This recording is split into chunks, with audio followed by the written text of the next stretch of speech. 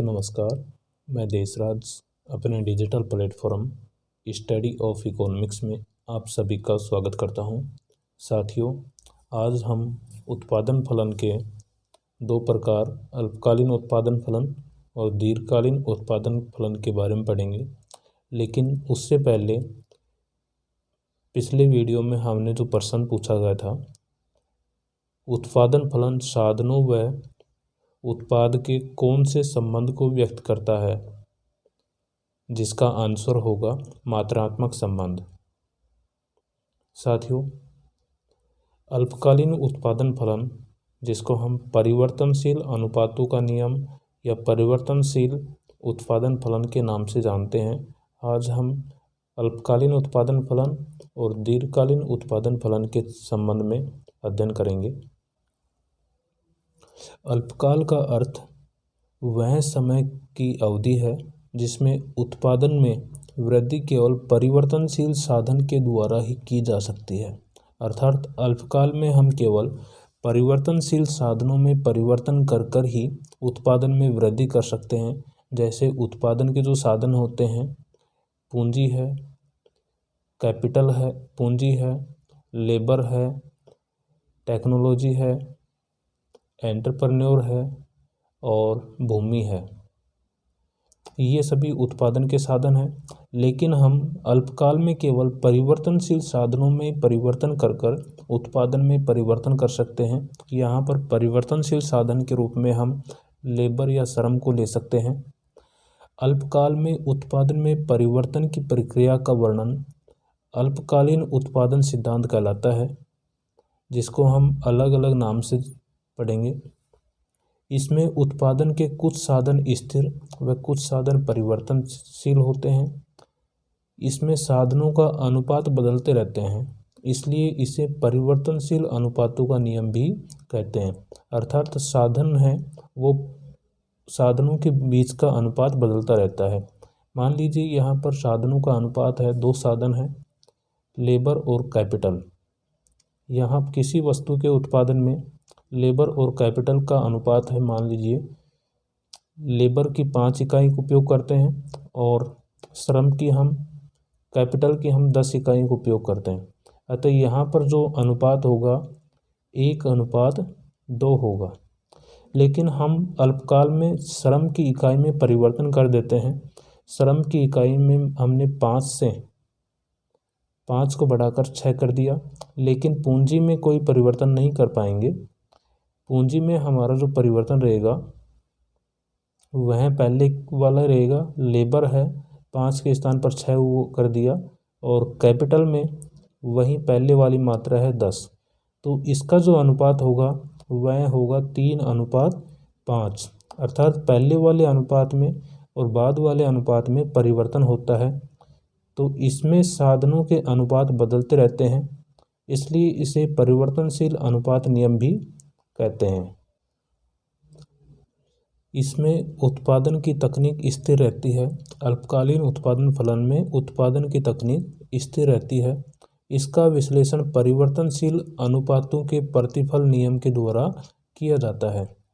अल्पकालीन उत्पादन फलन को कई अन्य नामों से भी जाना जाता है, जैसे घटता हुआ सीमांत उत्पादक का नियम, साधनों के परिवर्तनशील अनुपात के प्रतिफल का नियम, घटता हुआ सीमांत उत्पादन नियम शब्द का सर्वप्रथम प्रयोग फ्रांसीसी अर्थशास्त्री दुर्गेट ने किया था।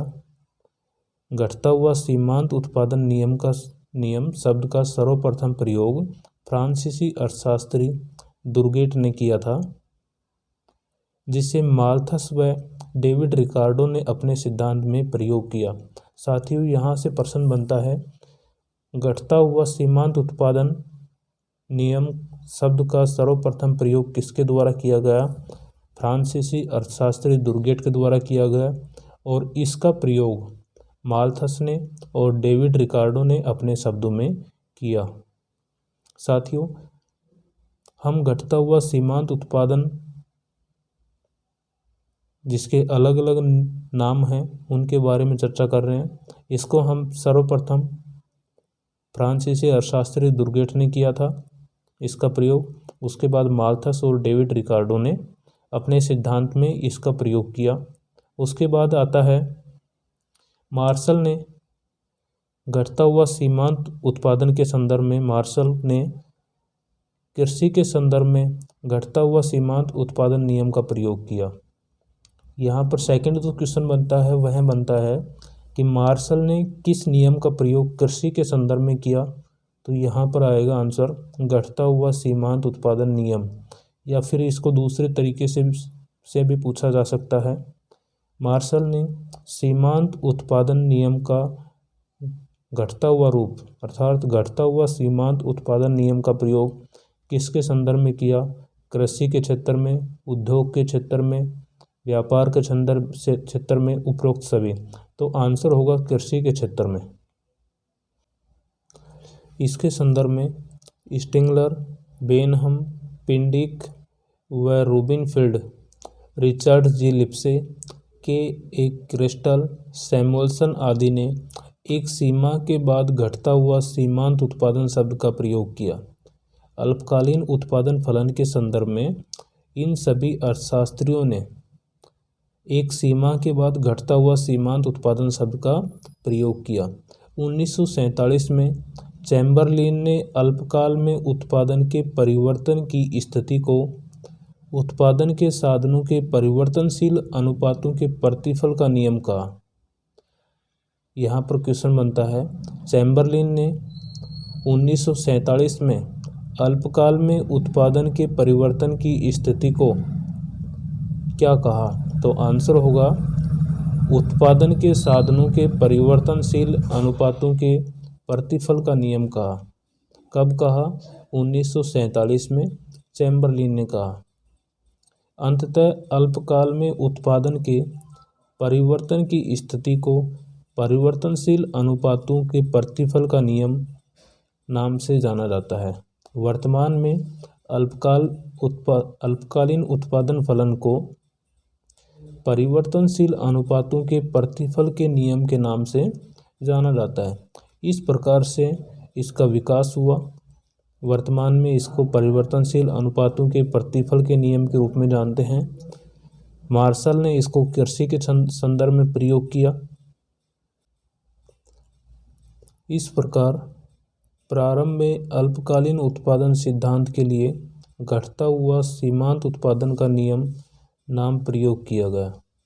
वर्तमान में उसके स्थान पर साधनों के परिवर्तनशील अनुपात के प्रतिफल का नियम का प्रयोग किया। साथियों, इसके विकास के संदर्भ में जो इम्पोर्टेंट है वह क्वेश्चन बनता है कि घटता हुआ सीमांत उत्पादन नियम शब्द का सर्वप्रथम प्रयोग किसने किया? आंसर होगा फ्रांसीसी अर्थशास्त्री टुरगेट। दूसरा इससे संबंधित जो प्रश्न बनता है, मार्शल ने घटता हुआ सीमांत उत्पादन नियम का प्रयोग किस क्षेत्र के संदर्भ में किया? तो यहाँ पर आंसर होगा कृषि के क्षेत्र में। वर्तमान में यह किस रूप में प्रचलित है? तो आंसर होगा साधनों के परिवर्तनशील अनुपात के प्रतिफल के नियम के रूप में वर्तमान में यह प्रचलित है। अगला जो क्वेश्चन बनता है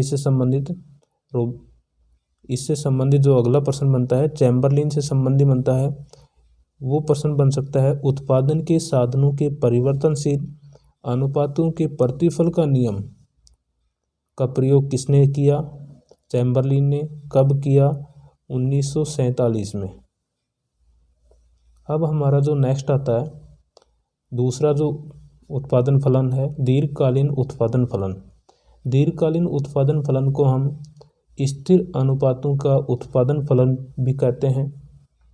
दीर्घकाल में उत्पादन के सभी साधन परिवर्तनशील होते हैं। अल्पकाल में हम सभी साधनों में को परिवर्तन नहीं कर पाते हैं, लेकिन दीर्घकाल में सभी साधन परिवर्तनशील होते हैं। साधनों के मध्य तथा साधनों एवं उत्पादन की मात्रा का अनुपात स्थिर रहता है। अल्पकाल में साधनों के अनुपात परिवर्तनशील होता है, लेकिन दीर्घकाल में साधनों के मध्य एवं साधनों एवं उत्पादन की मात्रा का अनुपात स्थिर रहता है, अर्थात इनके अनुपात में परिवर्तन नहीं होता है। इसका विश्लेषण पैमाने के प्रतिफल के द्वारा किया जाता है। तो दीर्घकालीन उत्पादन फलन को हम पैमाने के प्रतिफल के नियम से भी जानते हैं, अर्थात इसका विश्लेषण हम पैमाने के प्रतिफल के द्वारा करते हैं। पैमाने के प्रतिफल रिटर्न टू स्केल। दीर्घकालीन उत्पादन फलन अर्थात स्थिर अनुपातों के उत्पादन फलन में उत्पादन के साधनों के मध्य तथा उत्पादन व उत्पादन के साधनों का अनुपात स्थिर रहता है, जिसे पैमाने के प्रतिफल कहा जाता है। अर्थात उत्पादन के साधनों का अनुपात स्थिर रहता है, उनमें कोई परिवर्तन नहीं होता है। जिस अनुपात में हम लेबर में चेंज करते हैं, उसी अनुपात में हम कैपिटल में भी चेंज करते हैं। इसके परिणाम स्वरूप उत्पादन में भी उसी अनुपात में परिवर्तन होता है, इसलिए इसको पैमाने के प्रतिफल के नाम से जानते हैं। अतः पैमाने के प्रतिफल का अर्थ उत्पादन की वह स्थिति जिसमें साधनों का एक निश्चित अनुपात या प्रतिशत में परिवर्तन करते हैं। यहाँ पर इस पैमाने के प्रतिफल में साधनों का एक निश्चित अनुपात में परिवर्तित किया जाता है। साथियों, पैमाने के प्रतिफल को समझने से पहले हमें पैमाने का अर्थ जानना जरूरी है। पैमाना क्या होता है? पैमाने का आशय पैमाने की किसी एक विशेष इकाई से होता है। जैसे लंबाई को मापने के लिए हम मीटर का उपयोग करते हैं, सेंटीमीटर का उपयोग करते हैं, किलोमीटर का उपयोग करते हैं। इसी तरह तरल पदार्थ को मापने के लिए पैमाना होता है लीटर का, मिलीलीटर का। इसी तरह ठोस पदार्थ के लिए किलोग्राम का उपयोग करते हैं, दूरी के लिए गज का उपयोग करते हैं। ये सभी पैमाने की इकाइयाँ हैं। पैमाना बदलने पर उसे बदली गई इकाई अर्थात नए पैमाने में दर्शाएंगे। अगर हम किसी वस्तु का पैमाना बदलते हैं तो उसके द्वारा बदली गई इकाई को हम नए पैमाने से दर्शाते हैं, अर्थात उसका नया पैमाना बदल जाता है, नया पैमाना तैयार हो जाता है। यहाँ पर हम एक एग्जाम्पल के माध्यम से समझेंगे। माना 10 क्विंटल गेहूँ उत्पादन के लिए 2 एकड़ भूमि या खेत पर 5 श्रमिक की आवश्यकता होती है। तो यहाँ पर पैमाना अलग अलग है। गेहूँ के लिए पैमाना होगा क्विंटल, गेहूँ को हम क्विंटल में मापते हैं। भूमि के लिए खेत का पैमाना होगा एकड़, जिसको हम एकड़ हेक्टेयर में माप सकते हैं पैमाना। और श्रम की इकाई के लिए जो पैमाना होगा वह होगा श्रमिक। यहाँ क्विंटल गेहूं के उत्पादन की माप की इकाई है, एकड़ भूमि के माप की इकाई है और श्रमिक श्रम के माप की इकाई है। यदि भूमि का माप 4 एकड़, श्रमिक 10 तो उत्पादन 20 क्विंटल हो जाता है। ऐसी स्थिति में साधनों को दुगना करने पर उत्पादन के रूप में प्रतिफल भी दुगना हो गया। हमने इससे पहले देखा था ऊपर इसमें, यहाँ पर हमने देखा था गेहूँ 10 क्विंटल उत्पादन करने के लिए 2 एकड़ ज़मीन और 5 श्रमिक की आवश्यकता होती है। तो यहाँ पर फलन जो होगा Q इज इक्वल टू उत्पादन फलन होगा L और K। N होगा यहाँ पर उत्पादन फलन होगा, उत्पादन का फलन होता है L और N, अर्थात भूमि और श्रम का फलन होता है। यहाँ पर उत्पादन है 10 इकाई 10 क्विंटल गेहूं का उत्पादन फलन होता है, लेबर की मात्रा है 5 और भूमि की इकाई है 2। तो यह फलन होगा। यदि इस पैमाने को हम दुगना कर देते हैं, परिवर्तन कर दुगना कर देते हैं यहाँ पर, तो इसके उत्पादन में भी परिवर्तन हो जाता है। 2 एकड़ से भूमि हो गई 4 एकड़, श्रमिकों की संख्या 5 से 10 हो गई, तो उत्पादन भी 10 क्विंटल से बढ़कर 20 क्विंटल हो जाता है। तो ऐसी स्थिति में साधनों को दुगना करने पर उत्पादन के रूप में प्रतिफल भी दुगना हो जाता है। यहाँ साधनों व उत्पादन में समान अनुपात में परिवर्तन होता है, किंतु वह उत्पादन व साधन का अनुपात में कोई परिवर्तन नहीं होता है। यहाँ साधन व उत्पादन में समान अनुपात में परिवर्तन हुआ है, लेकिन उत्पादन व साधन के अनुपात में कोई परिवर्तन नहीं हुआ। जैसे यहाँ पर 2 एकड़ से हमने भूमि 4 एकड़ किया, श्रमिकों की संख्या 5 से 10 किया तो उत्पादन बढ़कर 10 क्विंटल से 20 क्विंटल हो गया। तो यहाँ पर साधन और उत्पादन के अनुपात में परिवर्तन होता है, किंतु उत्पादन व साधन के अनुपात में कोई परिवर्तन नहीं हुआ। यहाँ पर पहले हमने दो इकाई भूमि की थी, 4 इकाई बाद में किया। इसी अनुपात में यानी इसको हमने जब डबल किया तो श्रमिकों की संख्या में भी हमने 5 से 10 किया, इसको भी हमने डबल किया। इसी अनुपात में हमारा उत्पादन में भी परिवर्तन हुआ है, 10 क्विंटल से बढ़कर 20 क्विंटल हुआ। तो यहाँ पर साधन व उत्पादन के समान अनुपात में परिवर्तन होता है, किंतु उत्पादन व साधन का अनुपात में कोई परिवर्तन नहीं होता है। यहाँ पर समोत्पाद वक्र है, जिसमें हमने जब हम श्रम की 3 इकाई और पूंजी की 2 इकाई से 100 का उत्पादन कर रहे हैं, ठीक है। अगर हम इसको दुगना कर देते हैं, श्रम की 3 इकाई से बढ़ाकर 6 इकाई कर देते हैं और पूंजी की 2 इकाई से बढ़ाकर 4 इकाई कर देते हैं, तो उत्पादन भी दुगना हो जाता है। इसी तरह 6 इकाई से बढ़ाकर हम श्रम की 9 इकाई कर दें और पूंजी की 4 इकाई से बढ़ाकर 6 इकाई करते हैं, तो जिस अनुपात में पूंजी और श्रम में जिस अनुपात में परिवर्तन हुआ है, उसी अनुपात में हमारा उत्पादन में भी परिवर्तन होता है। अर्थात पूंजी और श्रम का उत्पादन जिस अनुपात में परिवर्तन होता है, उसी अनुपात में उत्पादन में भी परिवर्तन देखने को मिलता है। तो इस प्रकार समोत्पाद वक्र की आकृति जो होगी वह एल आकार की होगी। यहाँ पर सीधा प्रश्न बन सकता है, समोत्पाद वक्र की आकृति जब उत्पादन के स्थिर प्रतिफल हो तो समोत्पाद वक्र की आकृति एल आकार की होती है। समान अनुपात की स्थिति में समोत्पाद वक्र एल आकार का होता है, जिसका अर्थ है उत्पादन बदलने पर भी साधनों की मात्रा का एक निश्चित व न्यूनतम आनुपातिक मात्रात्मक संबंध स्थिर रहता है। अर्थात उसकी मात्रा में कोई परिवर्तन नहीं होता है, अनुपात की मात्रा में कोई परिवर्तन नहीं होता है, इसलिए यह स्थिर अनुपातों का उत्पादन फलन है। यहाँ श्रम के द्वारा पूंजी का प्रतिस्थापन नहीं किया जाता। अब हम पैमाने के प्रतिफल के बारे में पढ़ेंगे, जो 3 प्रकार के हो सकते हैं, बढ़ते हुए प्रतिफल, स्थिर प्रतिफल और घटते हुए प्रतिफल। सबसे पहले हम पढ़ेंगे बढ़ते पैमाने के प्रतिफल। बढ़ते पैमाने के प्रतिफल में यदि उत्पादन के साधनों में होने वाली आनुपातिक वृद्धि की तुलना में उत्पादन में अधिक अनुपात में वृद्धि होती है, जिस अनुपात से हम उत्पादन के साधनों में वृद्धि करते हैं, उसके परिणाम स्वरूप उत्पादन की मात्रा में अधिक अनुपात में वृद्धि होती है, तो ऐसी स्थिति में बढ़ते पैमाने के प्रतिफल प्राप्त होते हैं। सेकंड है स्थिर पैमाने के प्रतिफल। यदि उत्पादन के साधन में होने वाली आनुपातिक वृद्धि व उत्पादन समान अनुपात में वृद्धि करते हैं, जिस अनुपात में हम उत्पादन के साधनों में परिवर्तन करते हैं, उसके परिणाम स्वरूप उत्पादन भी उसी अनुपात में वृद्धि करता है, तो उससे जो प्रतिफल प्राप्त होगा वह होगा स्थिर पैमाने के प्रतिफल। तीसरा जो है हमारा घटते पैमाने के प्रतिफल।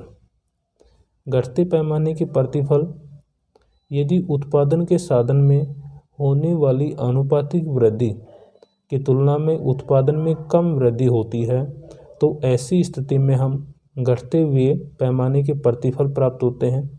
अर्थात बढ़ते हुए प्रतिफल के नियम में हम यदि लेबर में परिवर्तन करते हैं, लेबर है हम 1 इकाई, कैपिटल की है 2 इकाई, तो उत्पादन की इकाई होती है 5। यदि हम इनमें परिवर्तन करें, लेबर को 1 से 2 इकाई में परिवर्तन कर दें, कैपिटल की 2 से 4 इकाई में परिवर्तन करें, लेकिन इसके परिणाम स्वरूप हमें जो उत्पादन प्राप्त होता है वह 13 इकाई का उत्पादन होता है। अर्थात जिस अनुपात से हमने लेबर और कैपिटल में परिवर्तन किया है, उससे अधिक मात्रा में उत्पादन में परिवर्तन होता है तो ऐसी स्थिति में बढ़ते हुए प्रतिफल प्राप्त होते हैं। इसी तरह हम दूसरा लेते हैं स्थिर प्रतिफल। स्थिर प्रतिफल में जिस अनुपात में हम साधनों में परिवर्तन करते हैं उसी अनुपात में उत्पादन में परिवर्तन होता है। मान लीजिए लेबर 1 है, कैपिटल 2 है, पूंजी की मात्रा 2 है। अगर श्रम की मात्रा को हम 2 कर दें, इसका डबल कर देते हैं, पूंजी की मात्रा को भी हम 2 से बढ़ाकर 4 कर देते हैं। यहाँ पर जब श्रम की 1 इकाई का पूंजी के 2 इकाइयों को प्रयोग करते हैं तो उत्पादन 5 इकाइयाँ होती हैं। जब हम श्रम की इकाई को 1 से बढ़ाकर 2 कर देते हैं, पूंजी की इकाई को 2 से बढ़ाकर 4 कर देते हैं, जिसके परिणाम स्वरूप उत्पादन की इकाइयों में वृद्धि हो जाती है 10। तो उत्पादन 5 इकाई से बढ़कर 10 इकाई हो जाता है। अतः जिस अनुपात में हम श्रम और पूंजी में परिवर्तन कर रहे हैं उसी अनुपात में उत्पादन में भी परिवर्तन होता है। तो ऐसी स्थिति में स्थिर पैमाने के प्रतिफल प्राप्त होंगे। अब हमारा जो अंतिम होगा घटते हुए पैमाने के प्रतिफल, जिसमें हम यदि लेबर की मात्रा 1 इकाई है, कैपिटल की मात्रा 2 इकाई है, जिसके परिणाम स्वरूप उत्पादन होता है 5 इकाई का। यदि लेबर में 1 से बढ़ाकर 2 कर दिया जाए, कैपिटल को 2 से बढ़ाकर 4 कर दिया जाए, अर्थात इनका अनुपात सेम है, लेकिन इनके परिवर्तन के परिणाम स्वरूप उत्पादन की जो मात्रा है वह 5 इकाई से बढ़कर 8 इकाई हो जाए, अर्थात जिस अनुपात से हमने लेबर और कैपिटल में परिवर्तन किया है उससे उस अनुपात की तुलना में कम वृद्धि अगर उत्पादन में होती है तो ऐसी स्थिति में घटते हुए पैमाने के प्रतिफल प्राप्त होंगे। तो साथियों, इस तरह से आज हमने अल्पकालीन उत्पादन फलन और दीर्घकालीन उत्पादन फलन के संदर्भ में चर्चा की। आशा करता हूँ यह टॉपिक आपको अच्छे से समझ में आया होगा। अगर किसी प्रकार की कोई समस्या है तो आप इस वीडियो को दोबारा से भी देख सकते हैं। अगर कहीं कोई समस्या हो तो आप इसके संदर्भ में कमेंट बॉक्स में अपना कमेंट या अपनी समस्या टाइप कर सकते हैं। साथियों, आज का हमारा जो प्रश्न है जिसका आंसर आपको कमेंट में टाइप करना है, प्रश्न है घटता हुआ सीमांत उत्पादन नियम शब्द का प्रयोग निम्नलिखित में से किसके द्वारा नहीं किया गया। दोबारा से सुन लीजिए, घटता हुआ सीमांत उत्पादन नियम शब्द का प्रयोग निम्नलिखित में से किसके द्वारा नहीं किया गया। श्रीमती जॉन रॉबिन्सन के द्वारा, स्टिंगलर के द्वारा, चैम्बरलिन के द्वारा, मार्शल के द्वारा। इसका आंसर आपको कमेंट में टाइप करना है। धन्यवाद।